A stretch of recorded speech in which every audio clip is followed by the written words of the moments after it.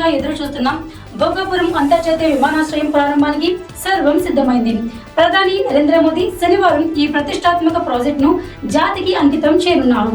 ఈ వేడుకను చారిత్రాత్మకంగా నిర్వహించేందుకు ఏపీ ప్రభుత్వం భారీ ఏర్పాట్లు చేసింది.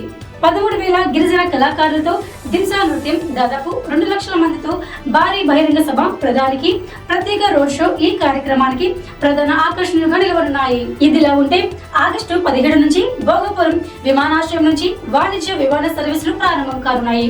అదే రోజు నుంచి విశాఖపట్నం విమానాశ్రయం నుంచి నడుస్తున్న కమర్షియల్ సర్వీసులు భోగాపురానికి మారనున్నాయి. తొలి అంతర్జాతీయ విమానం సింగపూర్ నుంచి అర్ధరాత్రి భోగాపురం చేరుకోనుండగా అదే విమానం తిరిగి సింగపూర్ కు బయలుదేరనుంది. అలాగే హైదరాబాద్, విజయవాడ, బెంగళూరు నగరాలకు రోజువారీ విమాన సర్వీసులను ఎయిర్ ఇండియా ప్రకటించింది. భోగాపురం విమానాశ్రయం ప్రారంభంతో ఉత్తరాంధ్రకు కొత్త అభివృద్ధి ద్వారాలు తెరుచుకోనున్నాయని, పర్యాటకం, పరిశ్రమలు, ఉపాధి అవకాశాలు మరింత విస్తరించున్నాయని ప్రభుత్వం భావిస్తుంది.